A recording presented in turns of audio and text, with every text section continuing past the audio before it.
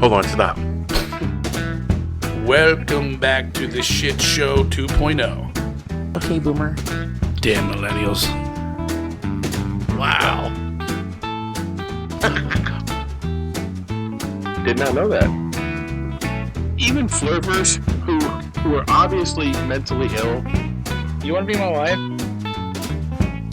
Oh, this is gonna go downhill real quick. What is going on? And welcome to Take on the World with Johnny and Deb Dougherty. Nathan Blaze. and this is a very special episode because this is our 150th episode. Yay! I can't believe it. I got the right button. I do. I didn't have to search for it. Only took you 150. You know what else I found? If I go over here, You can do it from there. I'm like you. I didn't know that. Technology. Found that out today. Technology. Anyway, so I wanted to do something special. I wanted to have a past co-host on with us. Deb has co-hosted several shows with me. Nathan has co-hosted several shows with me. I want to give a shout out to Bob Butts, who has sadly passed. He co-hosted a show with me. I want to give a shout out to the ever-loved Sebastian McCool, Scott Cass, who has also co-hosted a show with us. The boys from Saipan, Yes. co-hosted a show with us. Yep. I forgot they were on one with you. El Ray, who has co-hosted a show with me. Who else got her? Your daughter. Lexi, who co-hosted many shows with us. And I want to give a shout out to Chase, who has co-hosted 2 shows with us. We did the Cryptid show with him.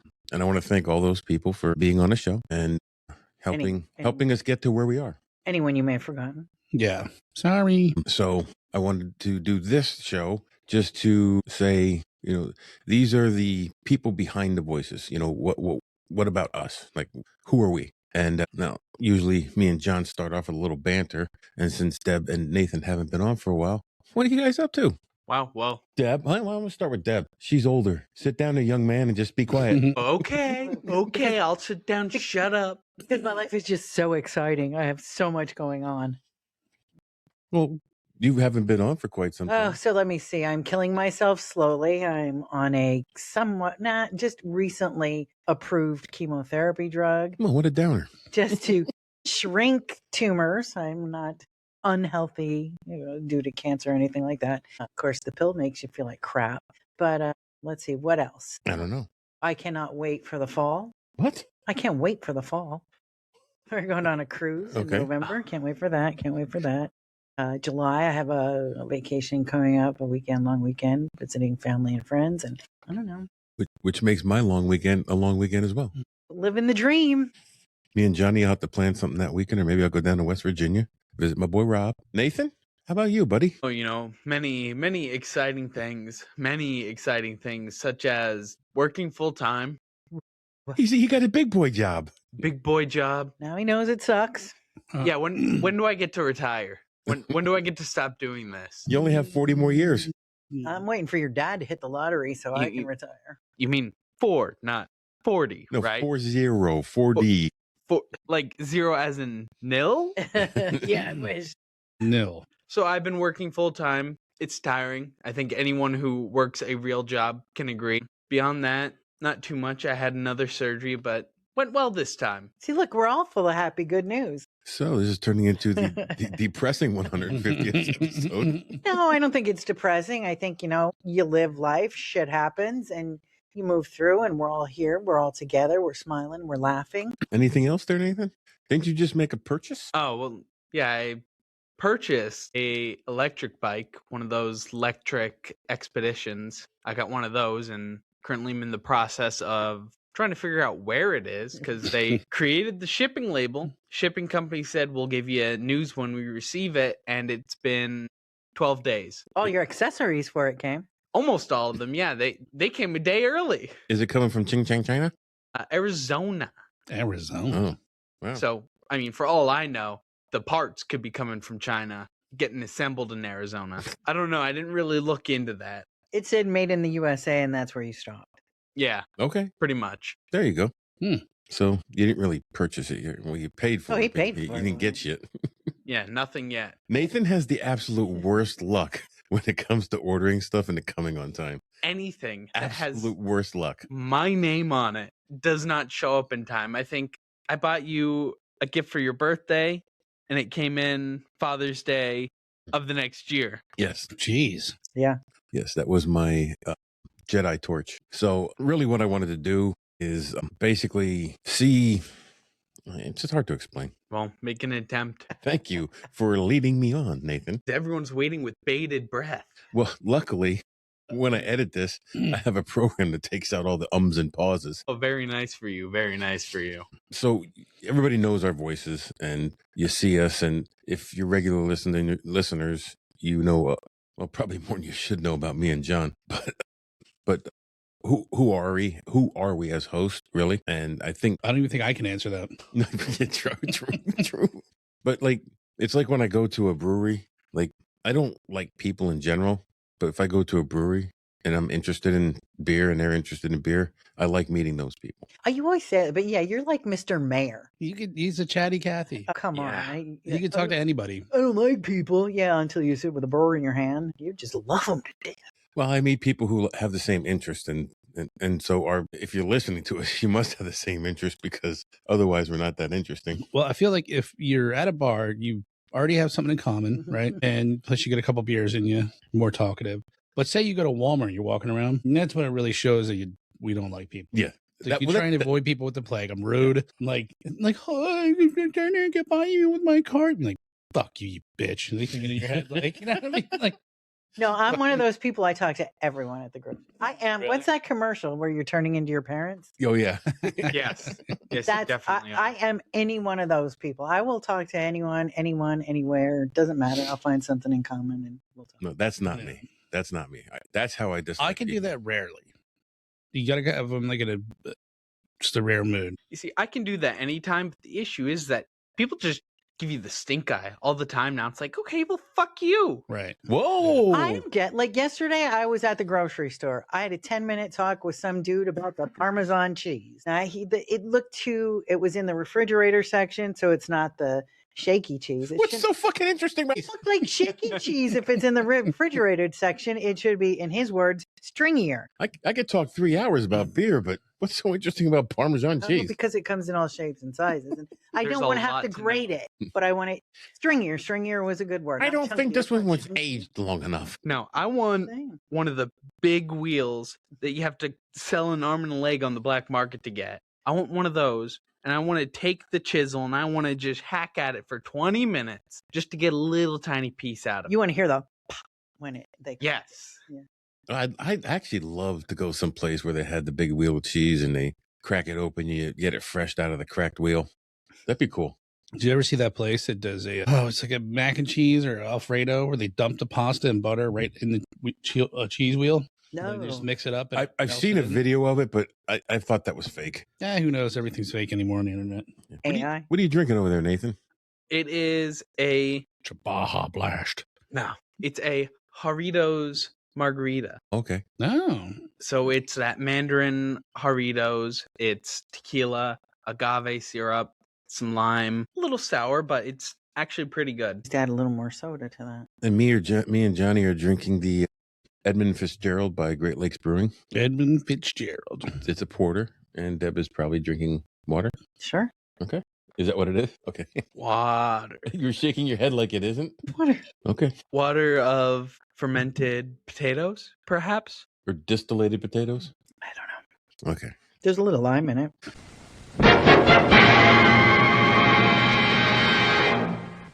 I do want to mention that I'm a regular on Barrel Age Flicks now. I'm going to keep pushing Barrel Age Flicks because I love that podcast. Yeah, they're great. I love hanging with those dudes. They are the absolute best. Ron and Stu and Super down to earth. Lenny and they're just cool as shit. I have so much fun with them. I get an opportunity every once in a while to go down and sit with them down in Virginia and do it live with them. Otherwise, I do it from the dungeon here. We just have a great time. If you like movies, you like hearing people talk about movies and getting drunk. And of course, we do this. We end up doing the same thing on that show as we do here. We go off on side tracks and Sure. It's like a couple guys having a good time. And Yeah. talk about a topic. They probably do it better than we do. well, I would say they're just slightly more professional. Yeah. Slightly more. Slightly more. But we never plan to be professional here. We always plan to be just us and Yeah. do our thing.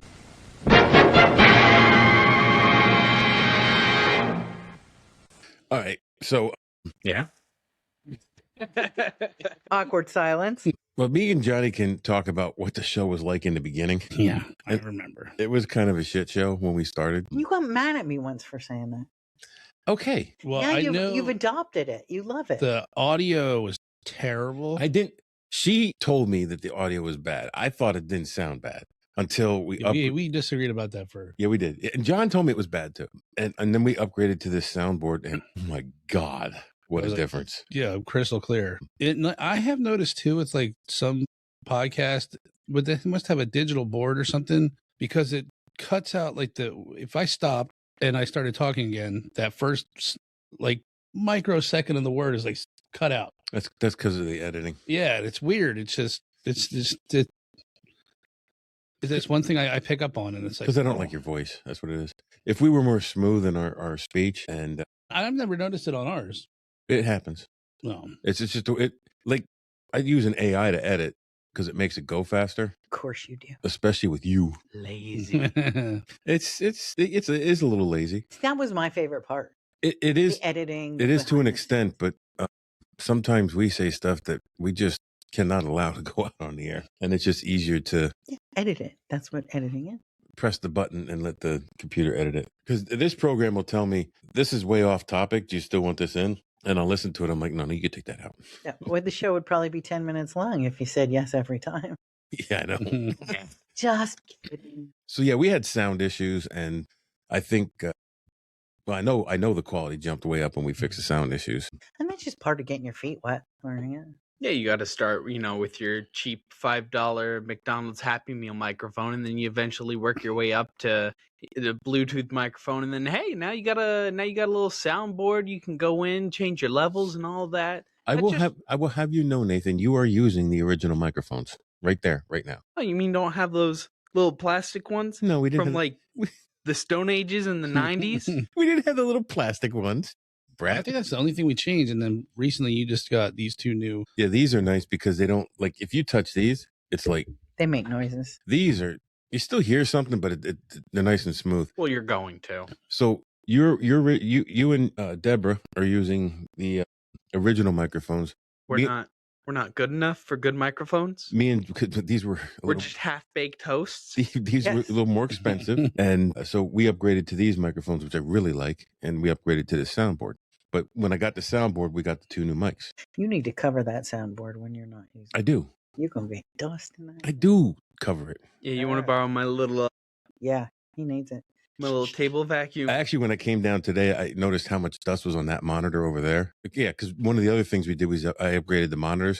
So I have 3 monitors down here. I have my computer and 2 other monitors. So when there are 4 people at the table, which there isn't that much anymore, that's why we only have 2 microphones rather than spending extra money on microphones that aren't going to get used, Nathan. That's fine.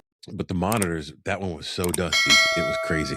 It still is. If you turn it off, you see how much dust is on it. From this angle, you can see it. It's like wavy on it. Yeah. Well, because I tried to wipe it off with a tissue. Okay. Oh, yeah. Oh, with a tissue. Yeah, I know. Which has its own problems. Yes, which you should never do. Do not. Microfiber cloth. But looking back at our episodes, Nathan, I'm going to go to you first. What was one of your favorite episodes, whether you were on it or not? Because I know you listen sometimes. I listened to a handful of them. My memory's not too great, but trying to think. It's hard to pick a favorite of the ones that I'm not in because those are the ones that I remember the least. You're just not that memorable, I guess. Yeah. He's Thanks got for the- digs all day. I don't know where he gets that shit from. Oh, no, I have no clue. I have no clue, no idea. Nobody in this house zings. There's no zingers in this house. But out of the ones that I can remember, which are the ones that I was in, I had a great time doing the origin of phrases. Oh, yeah. Mm. That was fun. And not even just recording that episode, but the planning before it, being in the car and being like, oh, how about this one? Or, Yeah, yeah. or even the weeks, months after we're like, oh, we should have done. This one, yeah. I just had a great time with that. I think that was the first one that I was really in. Yeah, it might have been. And maybe that's why I remember that one so well, just because I was excited to go into a podcast for the first time. Because, I mean, I've been on air before. On professional radio. On professional radio. I was very professional. You were paid lunch even. Yes, I was paid in lunch. So Nathan's technically a professional broadcaster like you, Deb. He is, and when he would go to the fair with us, he was always paid in food. That was the best part. That was the best part. So me and John are just the amateurs here. Novice. Novice. Okay. Savants, perhaps. Because I don't even think you need a license anymore to work in radio. At one point, you needed a license. Like at one point, you had to take a test to get a license. Now, when I started, you needed a license, but you just had to pay for it. Thank God, because I was nervous. It had just changed over. So I want to say it was in the early 90s. Would you have to know like certain FCC rules and stuff? Yeah, and like some technical things. Yeah. God, I don't have a mind for I think it's still like that, but there's so many different licenses now. I'm not sure. I know there's one where you can go on, you just have to create 2 accounts and take like a 10-question test and you get it, but that's for like little satellite radio. Well, that might be for, engineering's different too. Well, yeah. I remember one of the questions for my ham radio license was like, how high must you erect your gin pole with a certain frequency, whatever signal? And I'm like, let me look in the book quick. Did you say gin? Gin erect? How many gin and tonics must I drink before I'm not erect anymore? How about you, Deb? Oh, I'm such a big fan of Cass. So, of course, any episode with Scott Casson would be one of my so our AI episode. Yeah. Yeah. Johnny, you have a favorite episode? I have a few. We could pick one. No, I'm not, because Johnny. Of course. Johnny doesn't follow rules. Yeah, I'll get with the AI one. That was really fun. That was very fun. Informative. And there was one of the first ones we did. It was in the flat earth. And I think you had to edit out about like the first time we did it, or 45 minutes of me bitching about coffee. About coffee. Yeah, coffee. I was coffee and Sargent. What was his name? Mark Sargent. Mark Sargent. He's the leader of the flat earth movement. And oh my God. But the audio was terrible. And that was I like that one because you let me take the reins on that one. I actually did my research. You did. Oh, pages of research, dude. That was probably the last time we let you take the reins on. I feel like I stepped on your toes because like you didn't get to talk as much. I pretty much hijacked the whole show. No, I was okay. Yeah. But I like what it's become now. Like this works better. John loves what the show's become. I take the reins. He gives me a topic. Yeah. I research. He does all the work. Because I like researching. I can't bitch about it. Yeah, you can't deny it. I enjoy the research. I research everything. I make notes, and then I put it in a coherent order. I bullet point everything, and then with my notes, I go back to AI and ask AI questions to double check my notes and to get more information. And then I try to read names, and John has to laugh at me and correct me. Or I'll stump you and get something that you didn't think of. Oh, yeah. He'll always come up with that one question. He'll jump ahead, and it'll be the next thing that's on the list. And then he'll give me that one question that I didn't research. I'm better than I am. What can I say? What? Dude. Is it on the list? I don't know. And then I feel stupid. And then I would say probably more recent when we did the Everything Pennsylvania. We talked a lot about food and culture. And, that was a decent one. And then, like you said, Nate, we missed a bunch of stuff as we went on like weeks later. Wow, we should have talked about this. We didn't even think about that. You can always do a part 2, part 3. And some of those topics are really great too, especially when you're talking about language. Yeah. You could do 1,000 episodes on that and never. There's entire fields of research on them. Yeah. Well, I mean, and too, like I really like doing Pennsylvania stuff. Because we're from Pennsylvania, and Pennsylvania has a ton of culture and history, and it's really fun to dive into, and you know. Well, yeah, yes, in like our country, as far as world history, is relatively young, but at one time we were the gateway to the West. Absolutely. Like when the country was still young, everyone came here to go wherever. Well, we just recently did an episode on how Pennsylvania steel, the steel industry in Pennsylvania, basically built America. And while we were doing it, I said, well, what other first in the Industrial Revolution came from Pennsylvania? And I came up with this long list of stuff that was the first in Pennsylvania, like the first oil well was in Pennsylvania. Well, the first paved road was in Schuylkill County. Yeah. I didn't know that. That wasn't on my list. Probably hasn't been repaved since. It probably has not. Neither have any other of the roads in Pennsylvania. Well, that's why it's called Pottsville, because all the potholes. Yeah, that's...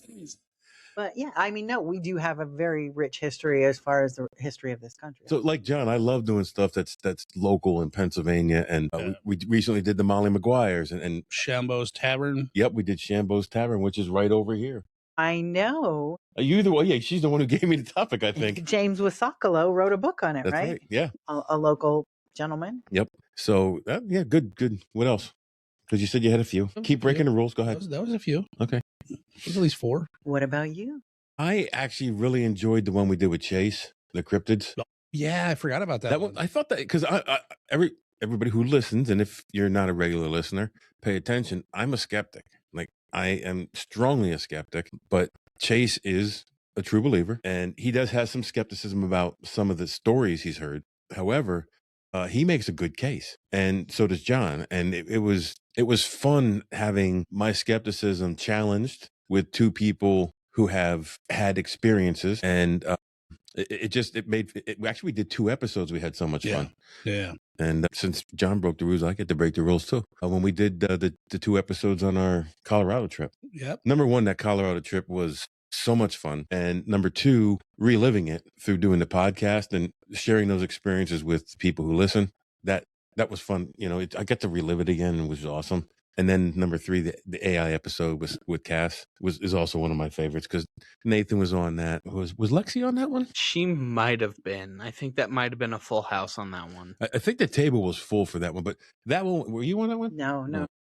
We've known Scott for a long time. Yeah. And he is so interesting. He is, and you will say this, and his head will get like this. I know. But he is genuinely one of the smartest people you know. I've always said this, and Scott, turn your radio way down for the next 30 seconds. Scott Cass is one of the most intelligent people I have ever met. And how many more seconds we have? And we're back. So no, he is. So I kind of listen when he talks about something like that because he has experience in it as well. I know, and like I'm not a dumb person. I know a lot of things, but sometimes when I talk to him, I feel like an idiot. I was actually nervous for that. He likes it that way. Let's be honest. I know he does. He loves it. Way. He loves being able to correct me on stuff, and I'm like, fuck. And you know what he's going to love? That we're talking about. Absolutely. I do. Scott, love you. Always. I miss him. I need to contact him more. It's been quite some time since we had a old fashioned and a cigar down at CI, so let's get together soon. Anyway, moving on. So, Deb, you mentioned your radio career, and you were a professional broadcaster for many years. And actually, when we were dating. It was my first real big girl full-time job. So tell me a little bit about that, like how that industry changed because you did it for 32 years, something like that. So I don't know. When I graduated from college, the 2 things I did not want to do: radio and news. I remember you saying, "I want to do this is not what I wanted to do." My first full-time job, news radio. But you were good at it. But I didn't like it. I hated it. I'm not just saying this because we're close. I'm saying this because you were fucking good at it. Because I'm nosy. Because I like to ask why. Because you're detail-oriented, too. I guess. I don't know. So I did that for a few years. And then when I first started, I did DJing, just spinning records. And we spun records. But you had to time everything, too. Like, back time. And math is not my thing. I know. But I can back time. And you had, I'm talking for you, but because you're not going to give all the details. These are the things that were always interesting to me about what you did. And I don't know if I might have said this before, but you had to know the intro for the song, how long it was, how long the outro for the song was, and how long the song, whether it was a cold end, you had to know all that stuff. And I don't like a cold end. No, I do. And then you have to worry about fading. To me, it was just amazing how, and I never knew that much work went into playing music. I don't know what they're doing over there, but you both deserve it. I didn't do anything. He just looked at me. Does that make me an accomplice? You don't. There are a lot of nuances to it if you do it right. And even if you go to a wedding, you know what I'm talking about. DJs at weddings do the same shit. But the DJs now, their computer does it for them. They don't have to do anything. Slackers. Because me and Lovebug did it. I had a computer I had a program on a computer that would automatically do all of that. All I had to do was put the music in. Well, yeah, if I wanted it to, it would put the music in order to make it sense. It's like that now on air too. And you talk about how the industry has changed. So at one point it was only AM, and then FM came along, and FM was like the ugly stepchild. Like the company I worked for, the family that owned the company I worked for, they were pioneers in radio. Like they jumped on the FM bandwagon right away. And really at the beginning of it, A.V. Tidmore was his name. And he was a visionary when it came to radio. And so he was at the forefront of FM. So at one time we had an AM and an FM station. And at one time the AM carried the FM for a very long time. And then FM came into vogue because it just is a better signal. It's a better quality sound. And then the FM carried the AM stations for a long time. And AM really went out of vogue for a while.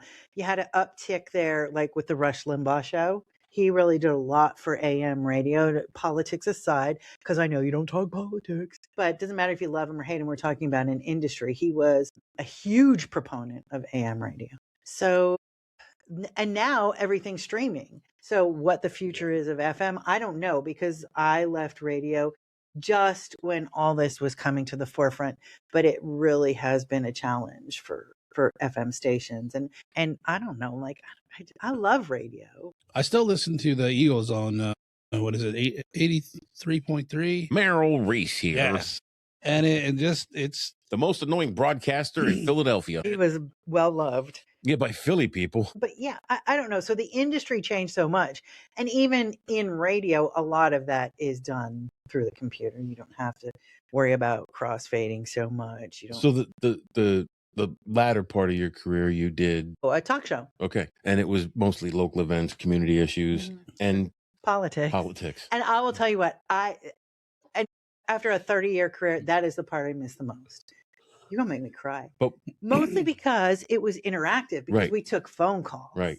So there were no 2 days that were alike. If you're someone who gets bored at work, you couldn't, because you never knew what was going to happen. You'd go to that phone and you did not know who or what was on the other end of that one. And you had to be ready. Like, you had to be on your toes. And I don't look at myself that way, but I did okay. yeah. So I what, enjoyed it. I do miss that. I do miss the camaraderie. what do you think people most misunderstood about what you did when you were in radio? The number one misconception, that you make money, unless you are a Rush Limbaugh or I'm dating myself. Well, they all went to Sirius now. I don't know who are the big names now. I don't even know. Howard Stern. Yeah, but he's on. He wasn't AM, was he? No, I don't No, think so. he was on FM. He was on, But he's still a broadcaster. but he's I on think they should. satellite radio I now. thought they shut him down. But I don't know. Anyway, they think was you that? make money. If you work local, you're not making money. And you're not a superstar. Like, people think you're like this superstar. No, I might be somebody in my local community, but because you're behind a microphone, you're not on camera, you wouldn't know me if I went out, because I never used my real name. No, you're good.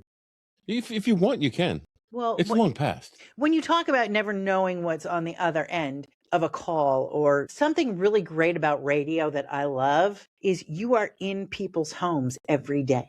They would turn that radio on while they're folding their wash, while they're making supper, while they're whatever their day was, they had that radio with them. So you're in their home. So they feel like they know you. So we would go out places, and they always made fun of me because people would come up and just share their whole life story with me, because they felt like they knew me, Yeah. because I was a part of their everyday life. Or I never used my real name. One time someone didn't like something I said on our talk show, and they made it a point to research me and my family and my kids. And like, that made me feel very uncomfortable, Sure. because I might be in your home every day, but I sure as hell don't want you in mine. Right.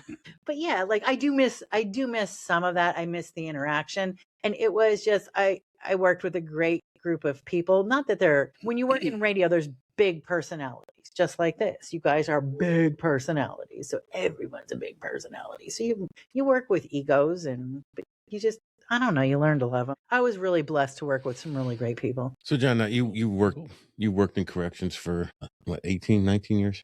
18. Okay, and you do HVAC work. How do you? Okay, so I know how that industry has changed since I started. How has it changed since you started? I feel like there's more of like a coddling of people. It's more like, oh, you'll be okay. It's okay. I know your feelings. You're hurt, whatever. You know what I mean? Yeah. And like Jesus Christ, they were horrible to me when I went through. Like, staff. Now, you're talking about from a jail perspective, Yeah. not just the HVAC. No, because the only HVAC I've ever known was at the jail. I never did it on the outside but you have to have or at least when I started, you had to have pretty fucking thick skin. Like, because people were testing you every day, And it wasn't just inmates testing you; it was officers. I would say more of my problems were with other officers. Well, you were a special circumstance. Yeah. I mean, I never really, more of my problems were the other officers trying to test me. I tried not to do that because I went through some of that myself. So, Or they had a chip on their shoulder. And I'm like, hey, just like fuck with this guy because he's new. Well, that's everywhere too, Yeah. okay. So to some degree. Nathan's the baby of the bunch. So his work experience is limited. Very limited. I food service for like 7 years, I think. Yeah, because you started there when you were 16. And you were very proficient at cutting fries. Yes, very proficient at cutting fries. I got plenty of experience. I had a whole system down. It was a science to me. But most people can imagine food service. I imagine most people have worked in it at one point or another. I'd prefer everyone worked at it at one point or another. And I think everyone would be a little bit more humble. But most people have heard the story. Nothing too special working in Yeah, food but service. you also work with the public, so your perception of the public. What I'm getting at is, I think everybody at this table has worked in service of the community in one way or another.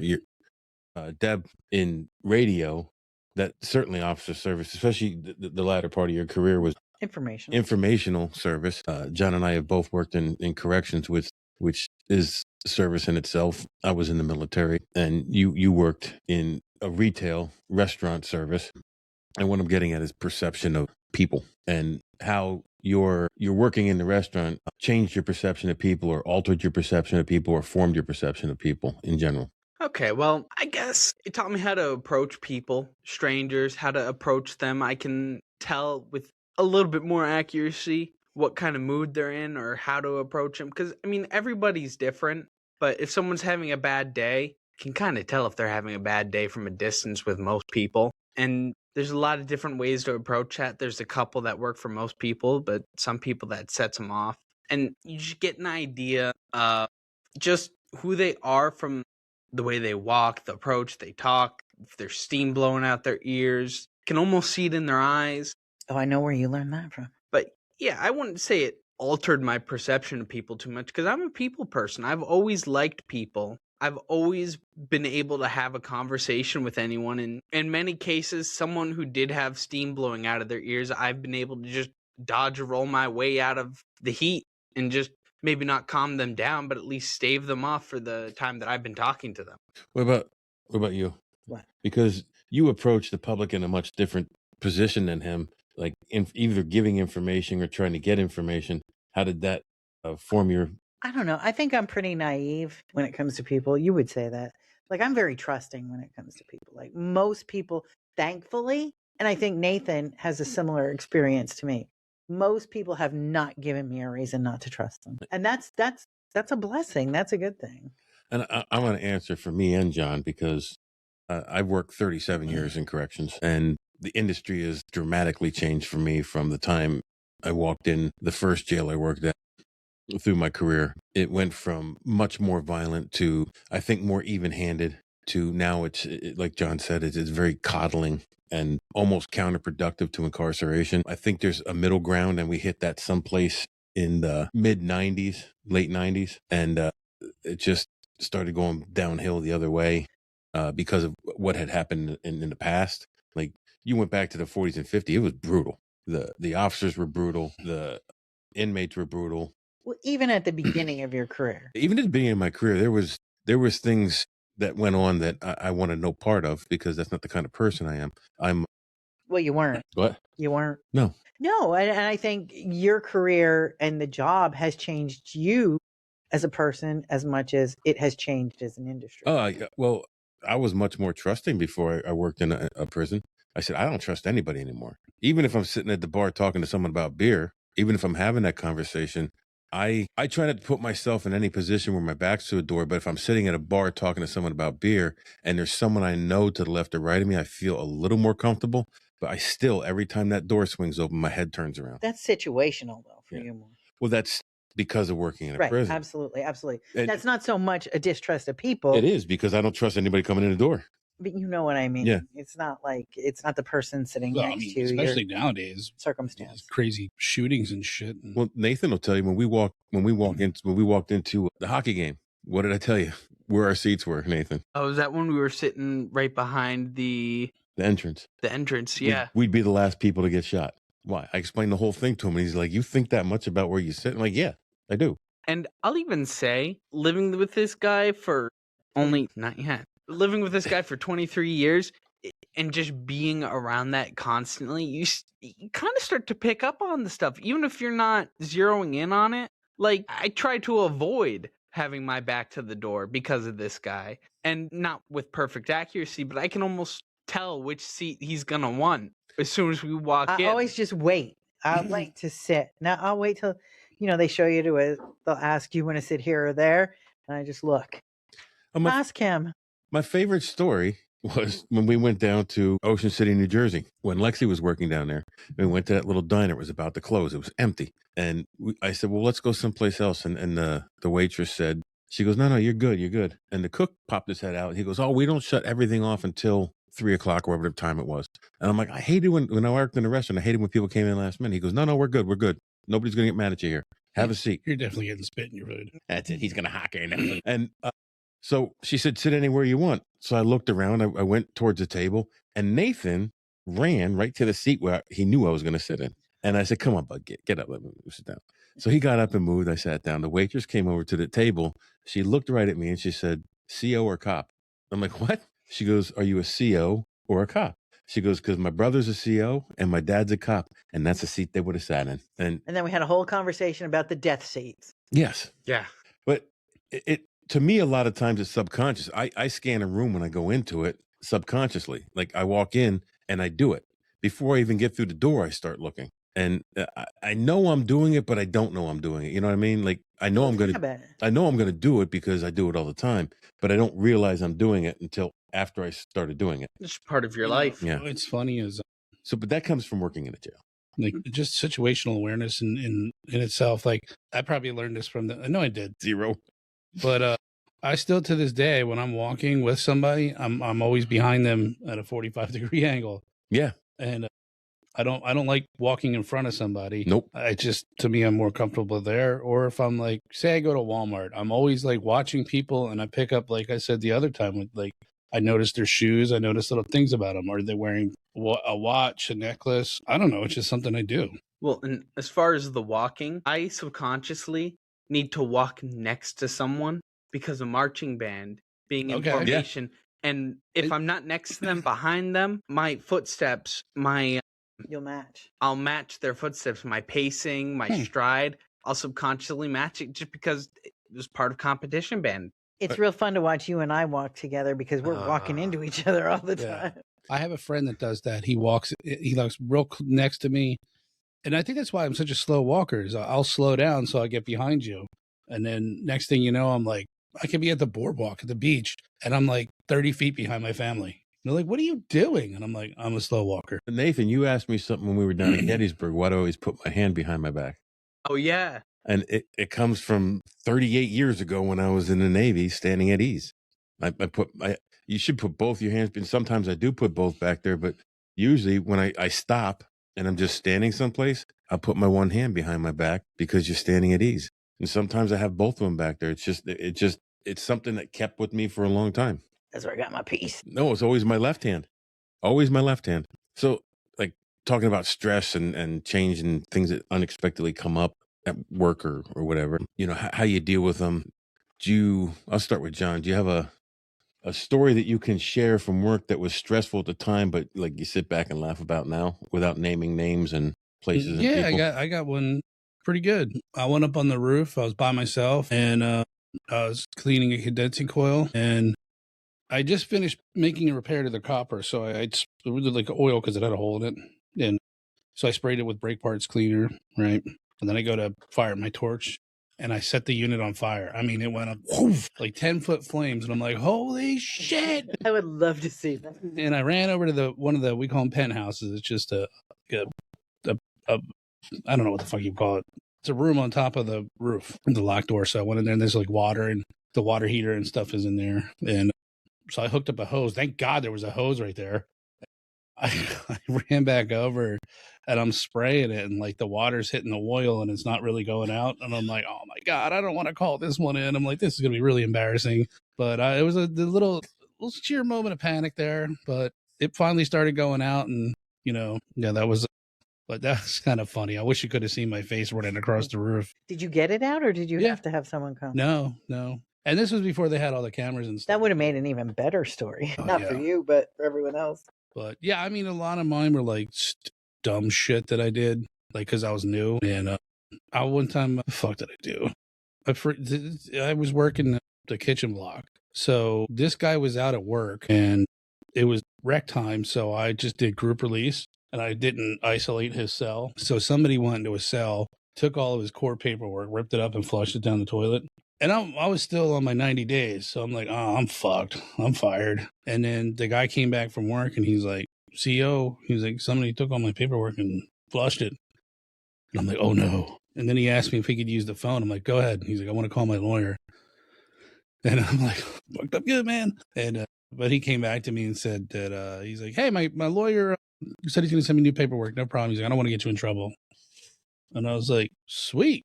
And he's like, you mind if I take a shower? I was like, go right ahead. You go ahead and take that shower. Take a long, hot shower, my friend. Not everyone's bad. Some people just make mistakes. Yeah, I mean, for the most part, I wouldn't say like everyone's good, but that's minimum block, medium block, Yeah. kitchen workers, whatever. I don't know what it was at the time. So, Deb, you mentioned not knowing who's on the other end of the phone. You also don't know what they're going to say. So how did you handle unexpected things when they happen on air? Jeez. I don't know. I don't know. Like something else takes over and you just roll with it. Like most times I used to, a lot more of that was the people I worked with. Like when we first started, I worked with Dave and Dave would just say stuff on air that I'm a very much, if I say something, it doesn't mean I don't change my mind about it later, but in the moment I believe it. I'm not going to represent an opinion or an idea that I don't believe. I can't do it. I mean, I guess I could if I wanted to. I just don't want to. But Dave would say stuff that I knew sitting there he did not believe. And you can't call bullshit on him. I just turned his mic off. I couldn't take it anymore.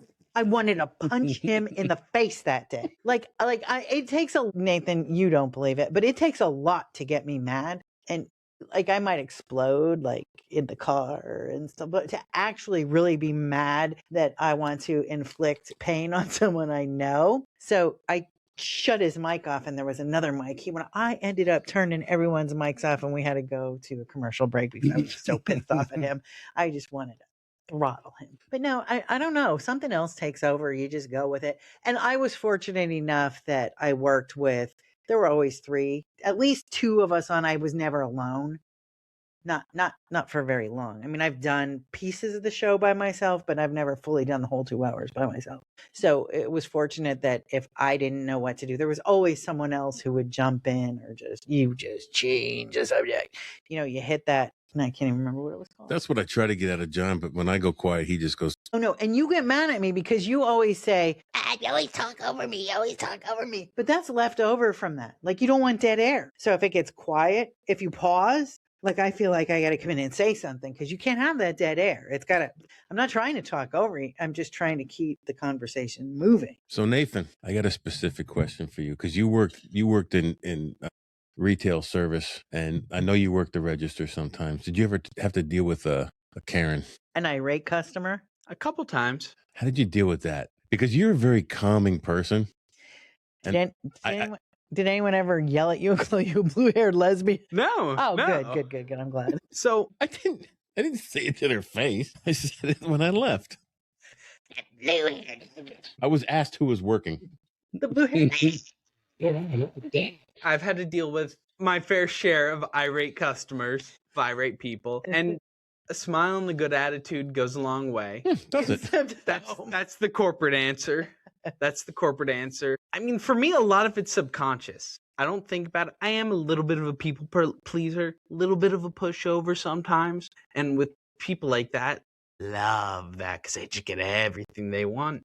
But there's a few tricks about the way you say something, the exact words, and just being able to keep it moving along, because most people who are like that, they're impatient, but they don't want you to rush them, but they want you to get it fucking done. So you have to find this happy middle ground with getting it moved along. And sometimes it's just moving it fast enough that they don't have time to be mad at you. Sometimes it's moving it fast enough that they say, okay, I can calm down now. Things are moving. They're going my way. You gotta, in my position, be behind the register. Just had to do the best to give them what they wanted. And sometimes that was handing over a free drink. Sometimes that was, Bill, grabbing your manager so that they could just have the manager, because black shirt with a collar versus red shirt without a collar made a huge difference. But yeah, and it's not the same for everyone.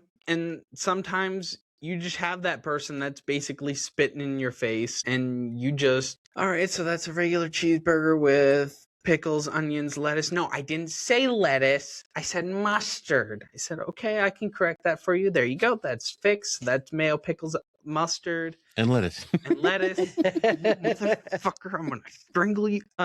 Would you like an extra fry with that? Well, Oh, they loved that. I stopped doing that. When I started, that got me into one or two dicey situations. So I learned when to put in, what corporate wants you to put in. And I learned when to. well, I think you worked for. Can we say it?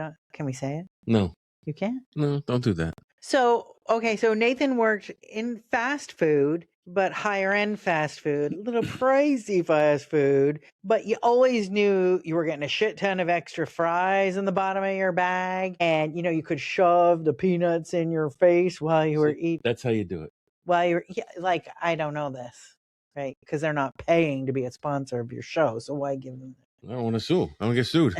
No, so I think, and I got to tell you, I couldn't say nicer things about that organization. Oh yeah, either could I. I would love to name them if you know who they are. I at least, and I think the other difference is too, we live in a smaller area, so a lot of your customers are repeat customers. You have waited on probably 90% of them multiple times. I would say if you could take 4 of your other friends and go get a burger and some fries. Yeah, all 5 of you. So anyway, I don't know, as a corporate model, if you're working there, I think I would highly recommend someone send their kids there. I don't know if it's the corporate model or if it was just your manager, but I can't say enough nice things about that organization.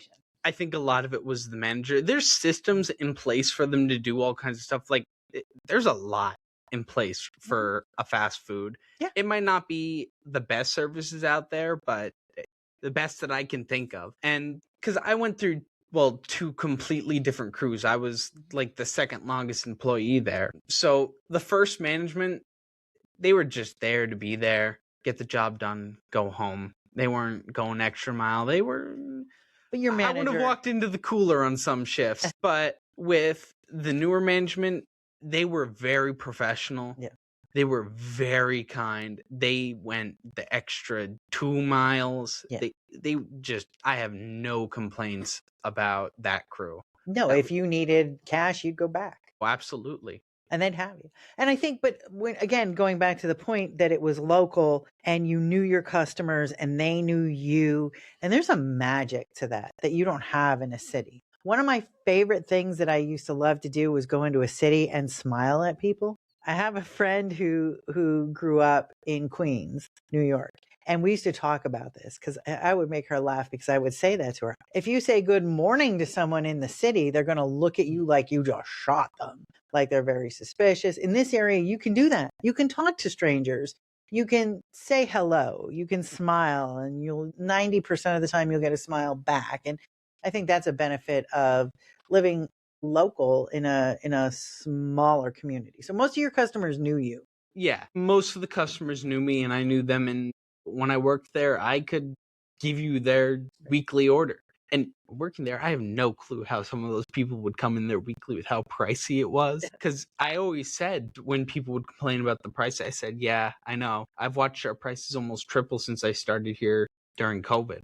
It's one damn good though. But yeah, I didn't know all their names. Some of them I knew their names, but we never really exchanged names unless I was looking at their card when they were scanning it. But you're not going to do that. No, that's weird. What would I do?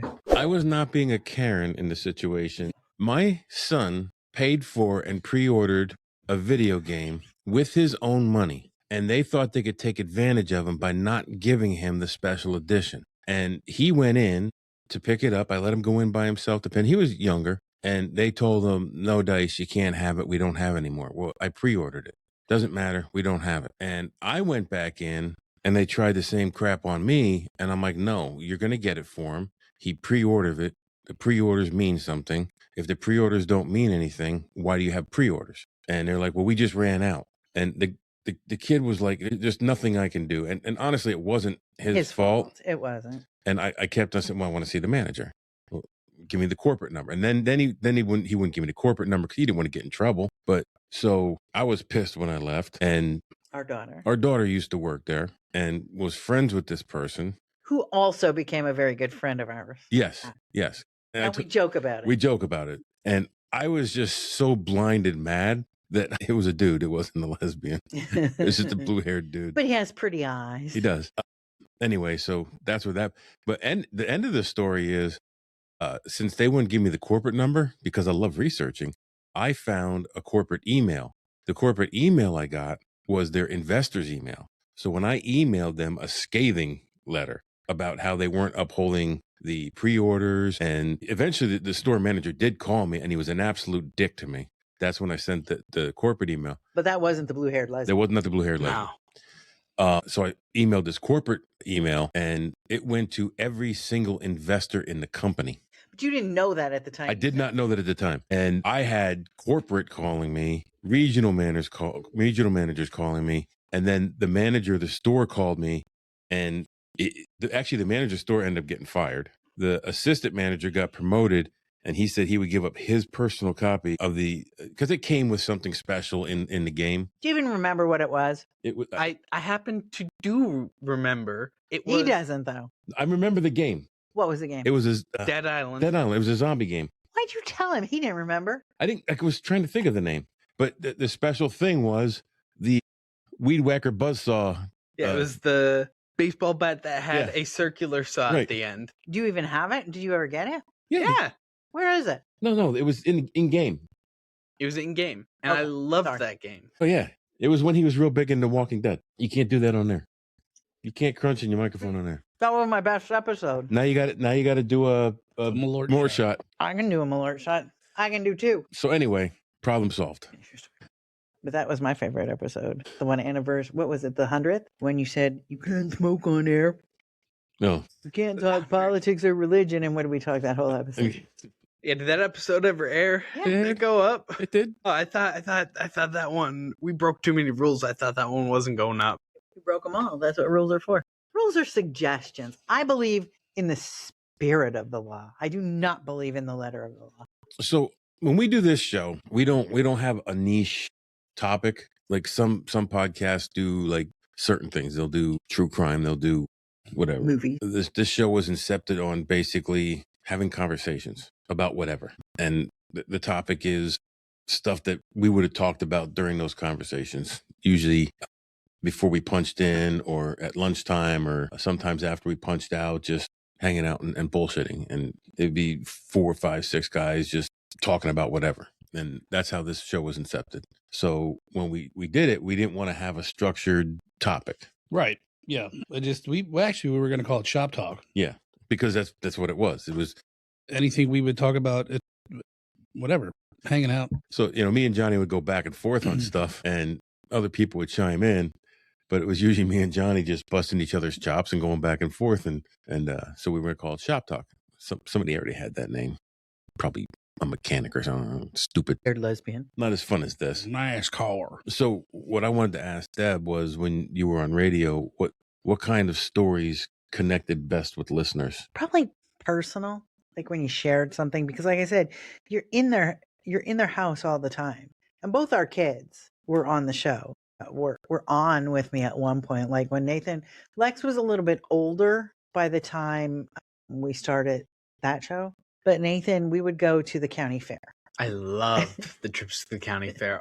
All the vendors would bring something because they wanted to be talked about on air. And so people loved it. And what was it? What was your segment? 5 Good Minutes with Nate? Yeah. 5 Good Minutes with Nathaniel B. And so one of the guys I worked with would bring Nathan on air, and he would just chit chat because he was young and Nathan's a special kind of person. If you know, both of our kids are special. Both our kids are great. Like we talked about this recently. I am Like, and I enjoyed radio. I'm not a person who needs to be the center of attention. Why is she pointing at me? I don't like that. But Oh, good. I am very, and I'm not one to say, well, I'm proud we did this, I'm so proud of myself, blah, blah, blah, blah, blah. But what I am most proud of in my life is that I'm going to cry. We raised two people that I genuinely like as human beings. If you cry on air, our ratings are going to go up. I do. I genuinely like them as human beings. Yeah. I don't like, I love our daughter, Lex. She is her own kind of person. And she should be. She is like, we always talk about this. Lex is mini Mike and Nathan is more like me. So it's not that, I don't like or love one of my kids more than the other. My relationship with Nathan is easier because we're more alike. And Lex and I are more like my mother and I, and maybe that's the mother-daughter thing. Like we're too alike in the same ways. So we rub each other the wrong way all the time. And that might just be a mother-daughter thing too. It's rough. But we raised two people that I just genuinely like. And if they weren't my kids, I would still like to have a conversation with them, pick up the phone and, because Lex never picks up the phone and calls. Hint, hint, hint. But yeah, no, that's in my lifetime, that's the best thing I've ever done. That's the thing I'm most proud of, is raising two great human beings. So personal stories.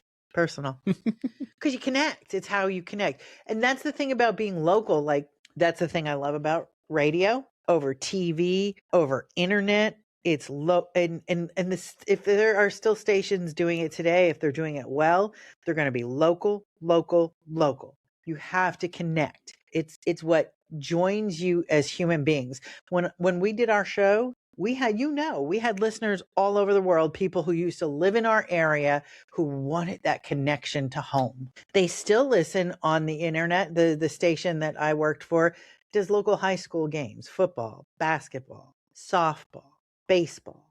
They want that connection to home. Cool. So the next question is probably going to be the same for John and Nathan. We'll go to John first. So John and I went on a mission trip to Saipan. And besides all the fun we had, while we were there, we did a lot of work. So what was the most fulfilling thing about being there? I would say just to see the joy in the people's faces, knowing that you were there to help them, like, get their life back together, and how grateful they were for that. Yeah. I mean, and they had nothing, and they would feed you. And, the first house we did, I got that tuna that nobody wanted. Yeah. And so I gave it to, I forget what his name was. And they made this big, huge meal out of it. Yeah. We had a sit down dinner outside their house. And, that was very nice. And they didn't have to do that. Nope. No, they didn't. And I can share a similar story. We were in Saipan the first time. Oh, you were in Saipan? Yes, twice. When I was there the first time, we finished a house. We did the entire house. And the last day, the family wanted to do something for us. And the family had nothing. Yeah. But they came out and they put this spread of food out that you would not believe. And it was all local. Like when I say local, it's not you went to the restaurant and had the restaurant brand. This was homemade local food. And it was so freaking good. And I felt so guilty eating it because I knew they had nothing.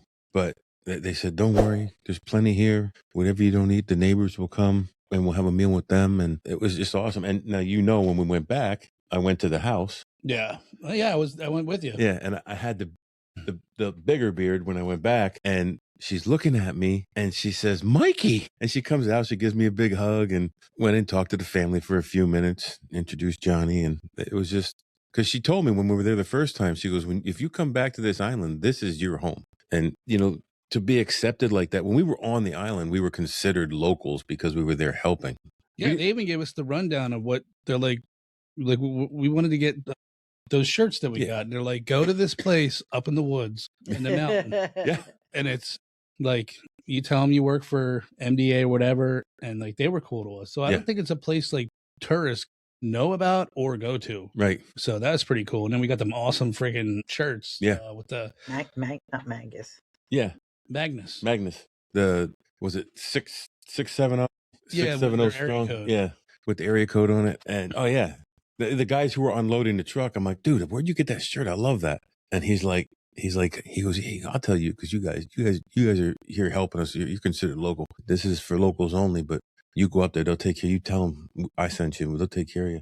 and they had like, because you know you're in the South Pacific, you have like Samoan sized people there, Yeah. and they had like 9 and 10 extras. I had no problem finding a shirt my size. That was so cool. So Nathan, same thing. You went to North Carolina twice for Yeah. flood relief, and I know we had some fun down there, but we also did a lot of work. So Yeah. what was your impression of that? Because those were your first 2 mission trips. For me, because I've been doing volunteer work for a very long time. For me, I've always found just doing the volunteer work, helping people out, very fulfilling. As much as I am lazy and don't like doing hard work, I genuinely enjoy going somewhere and volunteering and helping out.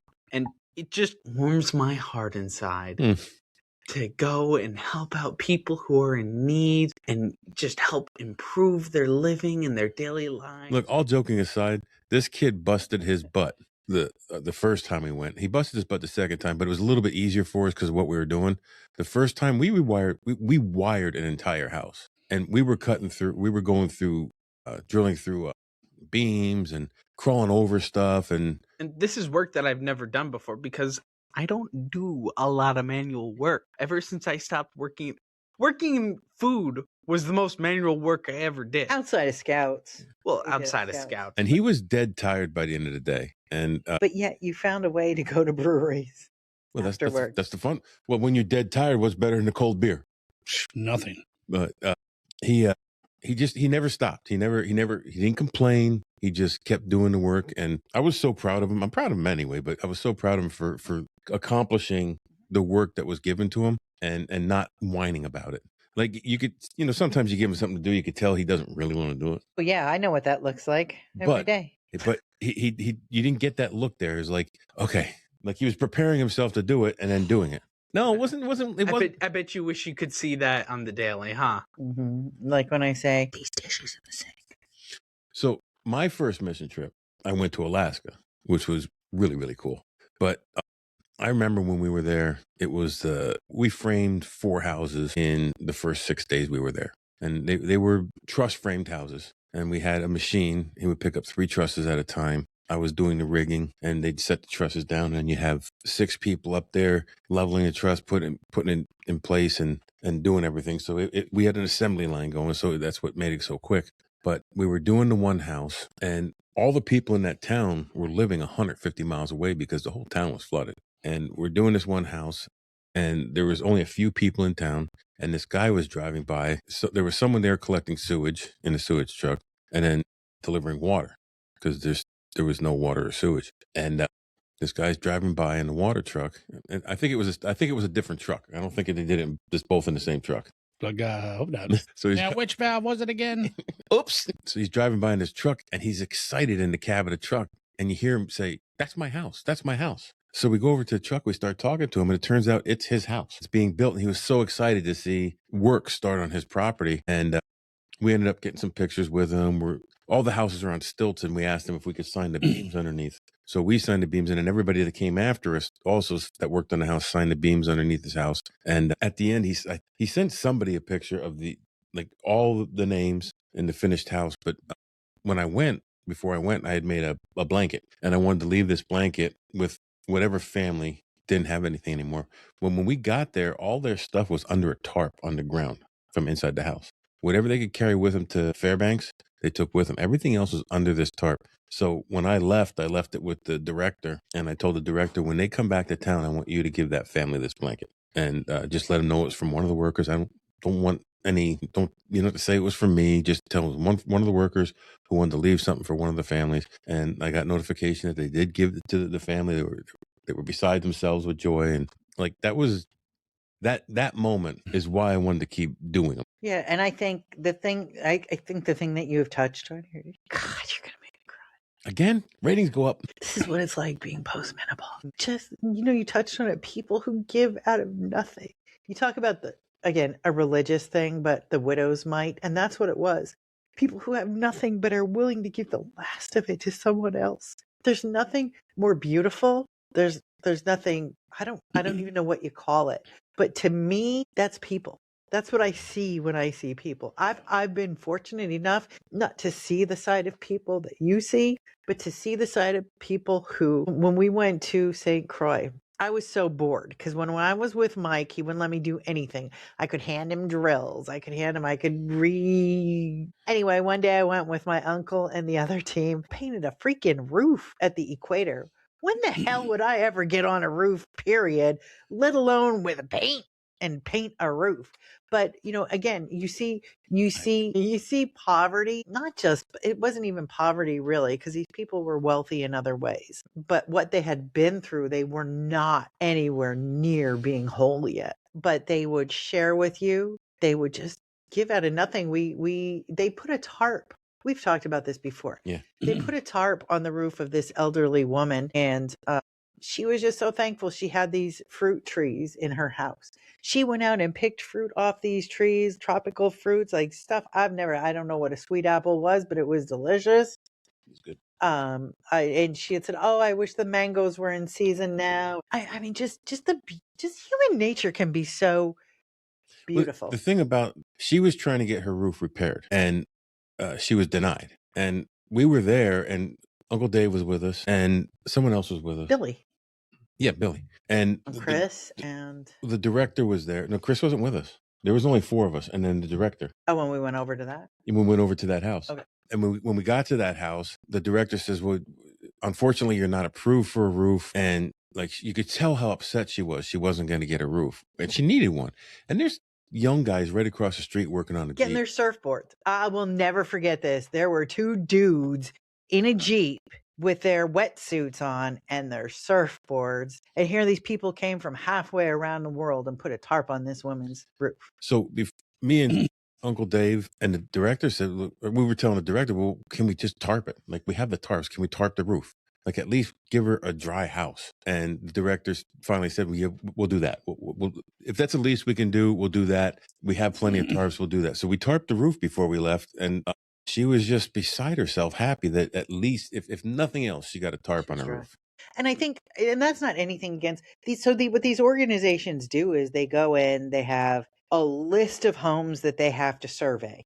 And there's only so many groups. There's only so much time. There's only so much money. And they have to triage these homes. And for whatever reason, so when you have mission groups go in, sometimes you have days off. You have days off. But you don't take days off. You say, okay, what do you have on your list that couldn't get approval? Because they all have names, homes, people on their list that were denied for whatever reason. And these mission groups, all of them, to a fault, will go in on their days off and do what they can to help someone, because that's what they're going there for to begin with. And that even happened when we were just down in North Carolina. Yeah.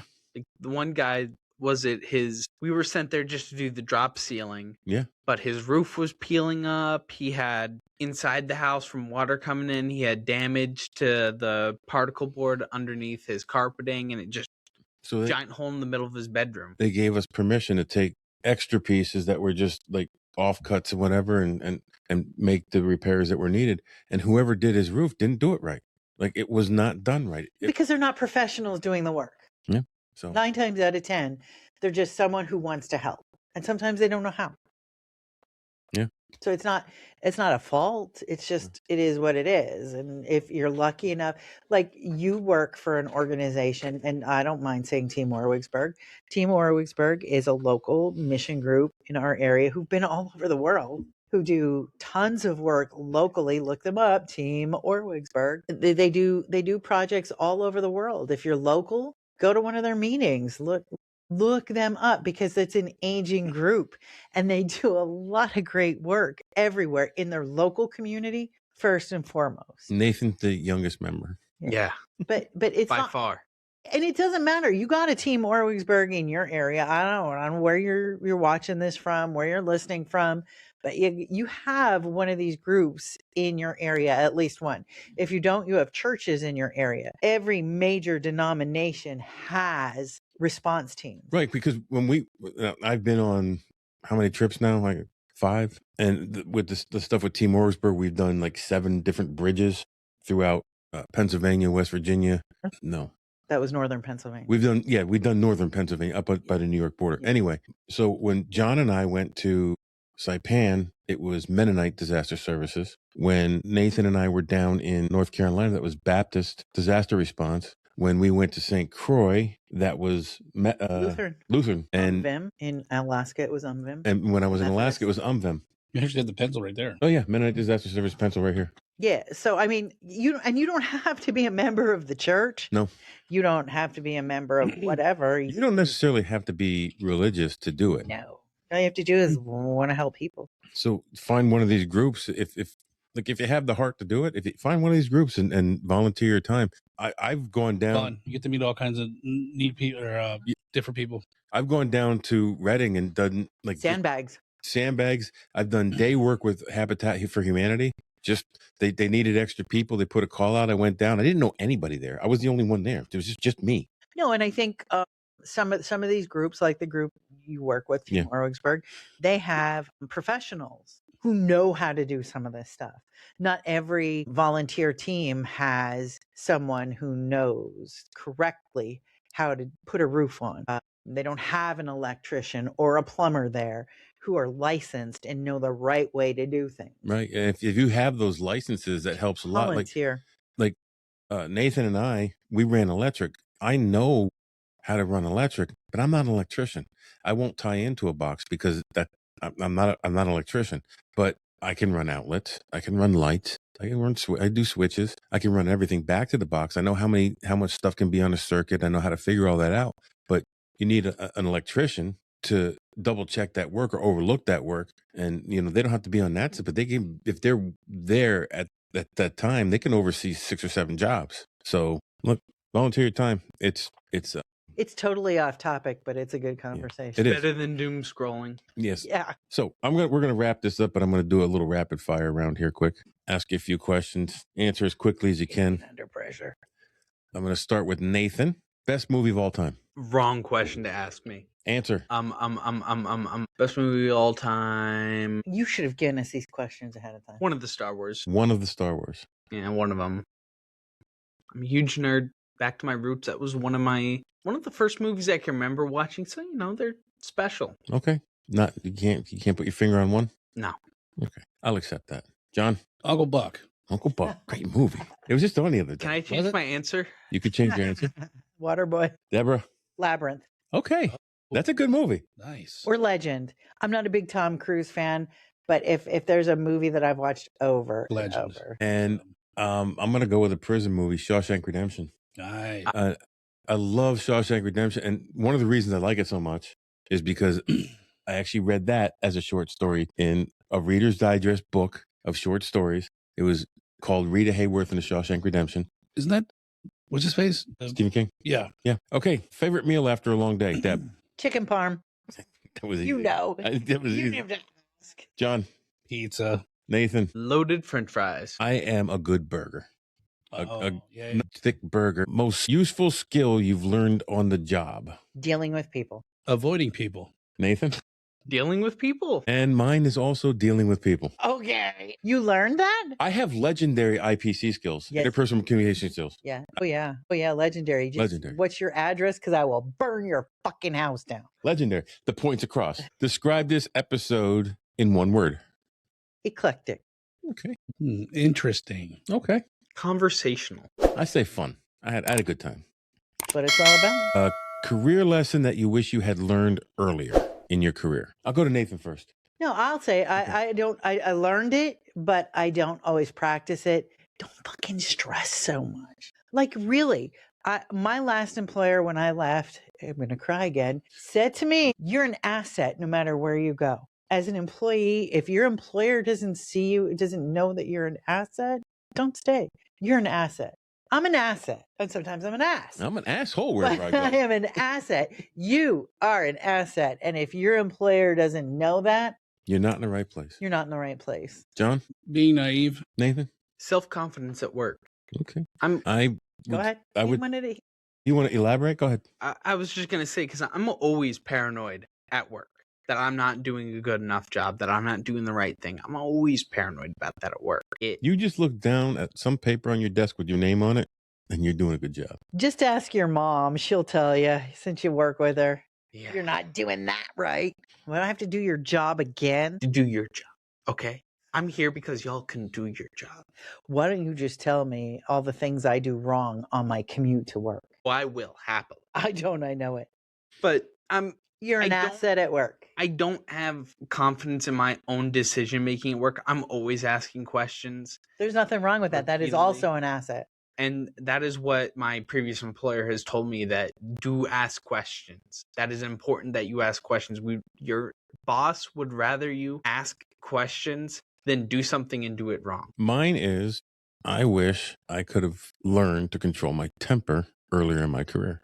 But at home, outside of work, you don't fly off the handle at work all the time. All the time. You probably I think it goes like every once in a while. And I think the younger you were, the more it happened. Right. And then as I got older, Right. I was It kind of controlling it better. you probably You're kind of more thins down. outside of work than you do inside. Probably because You're getting paid not to. it's stress. The stress builds up, and because you can't, in our profession, do it all the time, you have to take the shit that's shoveled on you. You can't do it at work. It doesn't matter. I mean, not. And I don't have a job that's stressful in the way that you guys have a job that's stressful. My job is stressful in other ways, but it doesn't matter what it is. You can't blow up at work like that, and you know that. You know what's No. expected of you, and you fulfill it. Now I'm in the Zen zone. Yeah, you're in the Zen zone. Last question. What's one thing your career taught you that you'd like to pass on to the next generation? I'll go to Nathan first. Well, Nathan isn't old enough to have. I think it's the same thing, though. You're valuable, and don't, for God's sake, don't take it so seriously. Like, You should listen to yourself. I think I'm a person when we Mike and I are the same generation. John, you're a little bit younger, and Nathan's even younger. But when we were coming up, it was a different. You didn't job bounce the No. way people change careers, the way they change employers. I think that's a better thing. Don't be afraid to take a risk. Don't be afraid to make a change. I don't know. That's good, Johnny. What was the question? One thing. What's one Oh. thing your career taught you that you'd like to pass on to the next generation?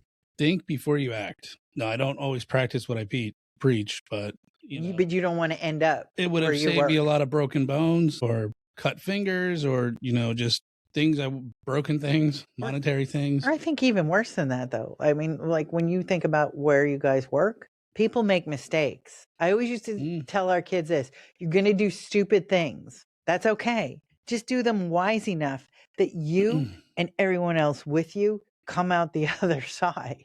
You're alive, you're healthy, you're well. Make your mistakes, but just come out the other side.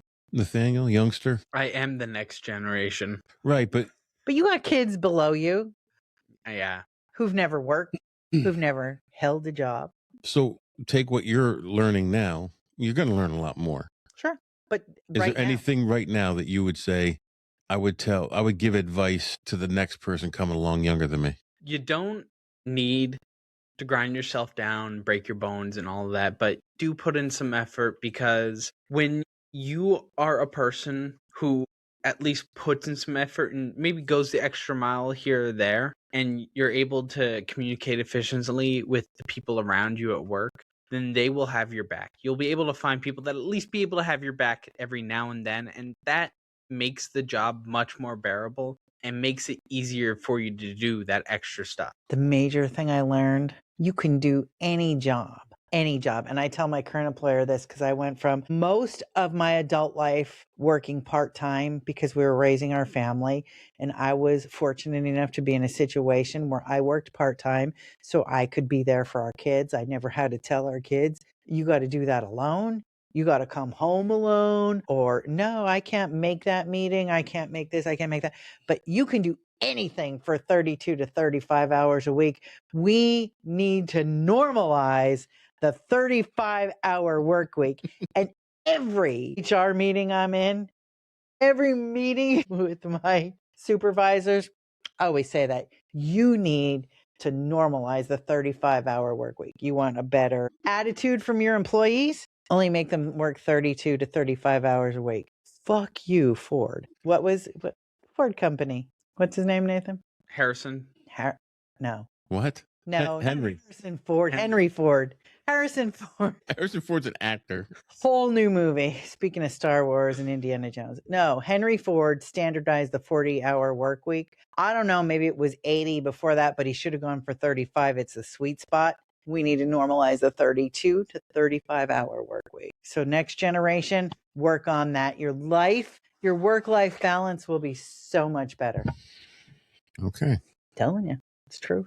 The one thing and I'm going to speak for my occupation, and I've given this advice to people, and only one person has taken it. Did you know? That I know. I gave him the advice. He took the advice, and he's no longer working at the prison. That's not John. You don't listen to him, John. You don't listen to a fucking thing he says. You're just like his wife. The He advice, probably calls you Deb. the advice is, if you get into working in corrections, you will know within 2 months if you are able to be a corrections officer, because not everybody can. It's not a job for everybody. It's not a job suited for everybody. I just happen to be well suited for it. And if it's not suited for you, don't wait. Get out, because you make decent money. Where we work, we have really excellent benefits. And once you're hooked into those for so long, it is very hard to leave it. And then you're there and you're miserable. I give that the 2 to 5 year period. Before the 2 years, it gets its hooks into you. Yeah. Well, I say sooner, because you'll know before that whether the working in corrections is for you. Well, right, but like still, you might be able to do the job and hate it. But once it gets its hooks into you, yeah. You know what? Life is too short. And there's a commercial out there right now that talks about time, and on average, you only have 76 summers. Think about that. This is my 56th summer. I don't have too many summers left. Why do you have to make my podcast so depressing? Why does it have to be about death? I told you. Don't think those stupid thoughts. Think about it. The other commercial that gets me every time is, we talked about this, Ancestry.com. You know so much about certain people throughout history, certain actors, actresses, events. You don't know anything about your own family history. These are the things at 56 that make me go, Do you know what the one that gets me? Come on. I don't. This is what gets me. There's going to be a last time that you pick up your child and hold them. There was I don't remember when it was. There was a last time I picked Lexi up and held her. And there was a last time I picked Nathan up and held him. Oh, you're going to pick him up and carry him up the steps. Yeah, let's make that right now. Come here. There was a last time that Lexi sat on my shoulders. Yeah. I don't remember that day, because at that day, I didn't know it was the last time. That's what I think about. And that makes me want to tear up. And now our ratings will go way through the roof. If you cry, forget it. You're going viral. Do it. No, just with anything, with family or whatever. There's just...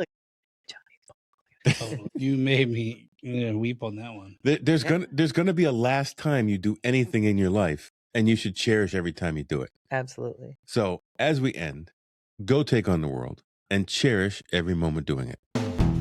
Hold on, stop. Welcome back to the Shit Show 2.0. Okay, Boomer. Damn millennials. Wow. Did not know that. Even flirters who are obviously mentally ill. You want to be my wife? Oh, this is gonna go downhill real quick.